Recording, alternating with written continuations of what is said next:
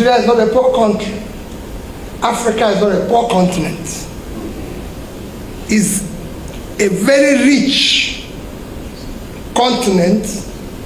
Nigeria is a very rich country. Fortunately, has become capital of poverty.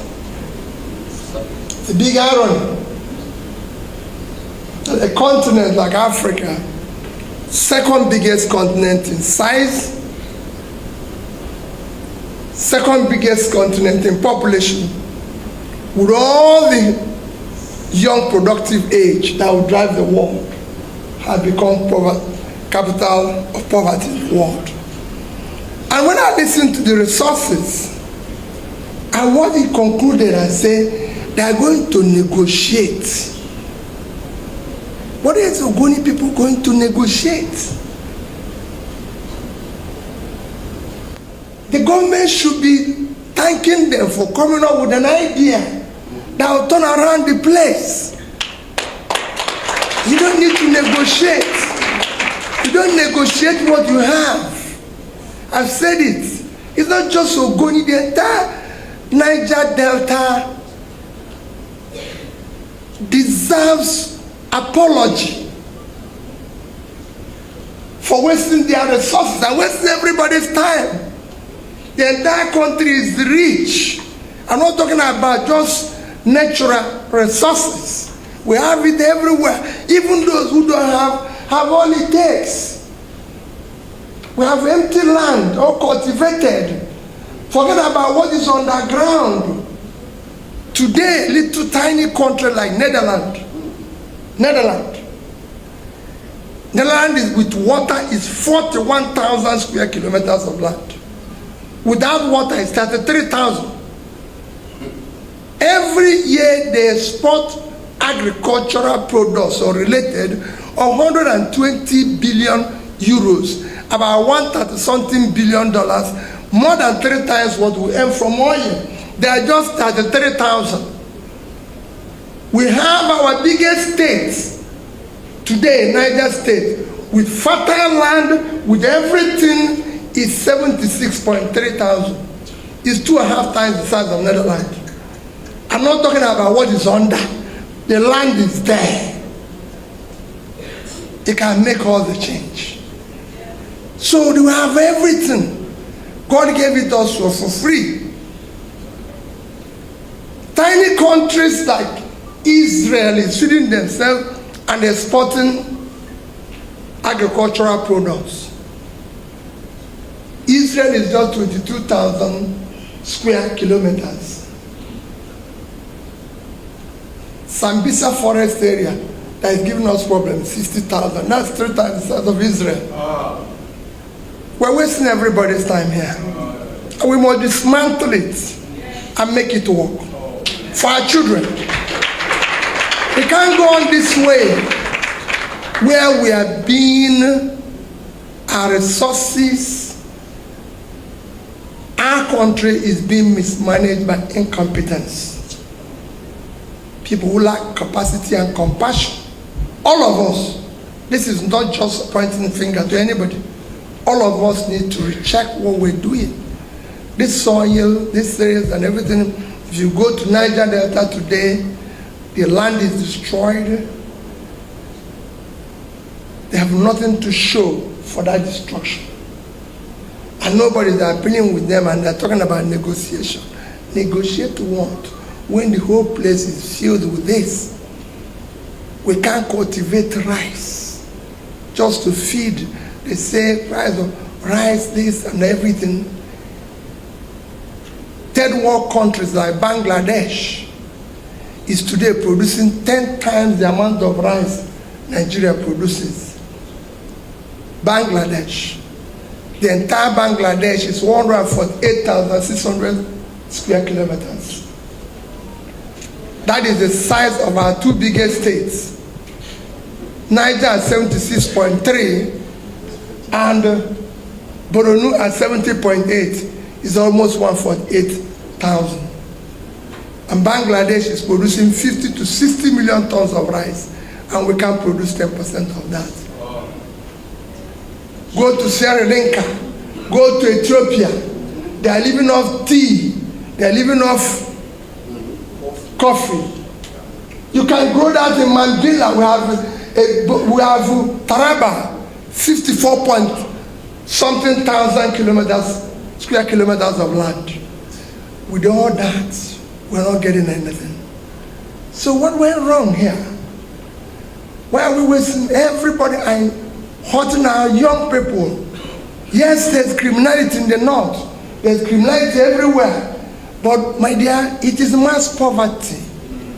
The more you put people out of poverty, the more you reduce criminality. It's natural way of fighting it. And what we have it here, it is there. God gave it for free. We have talented young people who have the drive. But people like me, in elite conspiracy, have refused the country to move. They're not talking about religion, they're talking about tribe, talking about nonsense. Is there any tribe that buys bread cheaper in this country?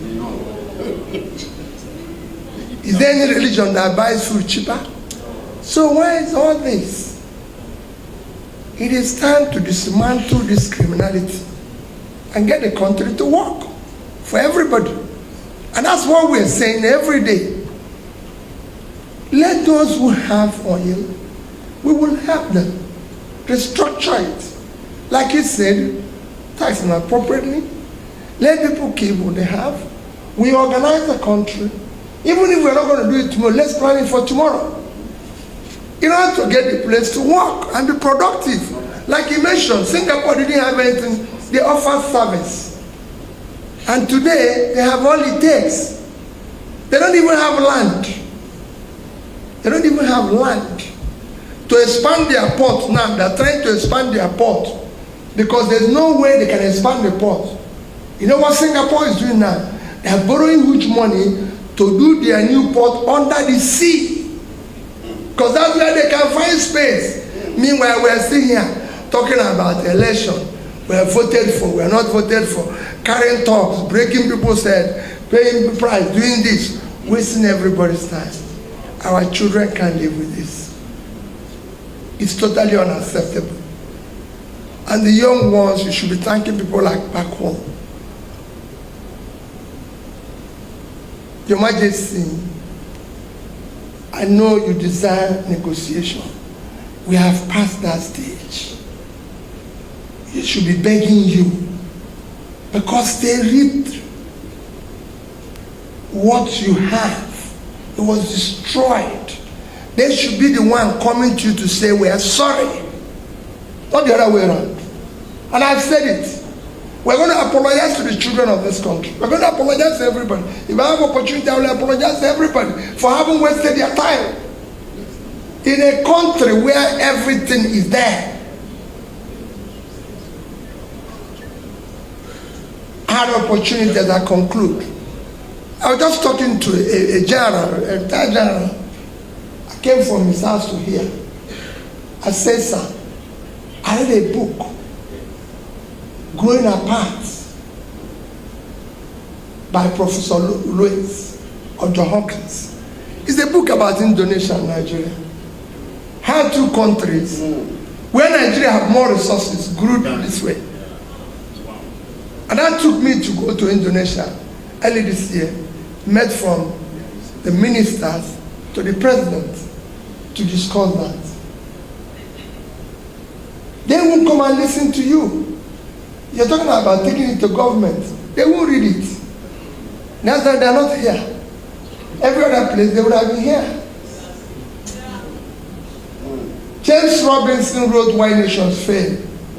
James Robinson was given Nobel Peace Prize for economics last year. James Robinson said so many countries know what to do to be prosperous and refuse to do it. Example of such nation is Nigeria. He said it openly, but nobody listens. Nobody learns. Because it's a country of the unlearned. It's a country where those who are incapable of learning have become teachers and destroying the country. We must take back this country and rebuild it for our children. Bako, thank you for your book. We will continue to celebrate you. Thank you for listening, for coming to be part of this launch. But know that you must be part of this vanguard. It is not about who is president. I'm not desperate to be president. I'm desperate to see Nigeria work for our children. God bless you.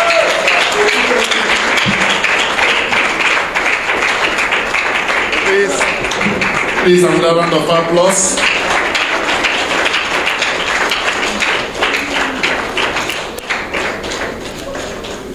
Right.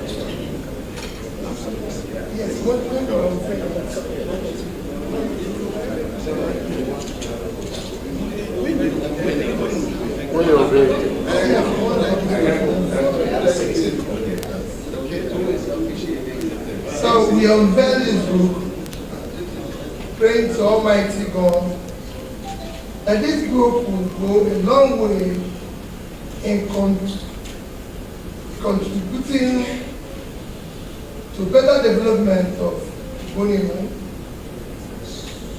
Naija Delta, and our country, Nigeria, so we can build a better place for our own children and all Nigerians to help in managing our resources to the glory of God.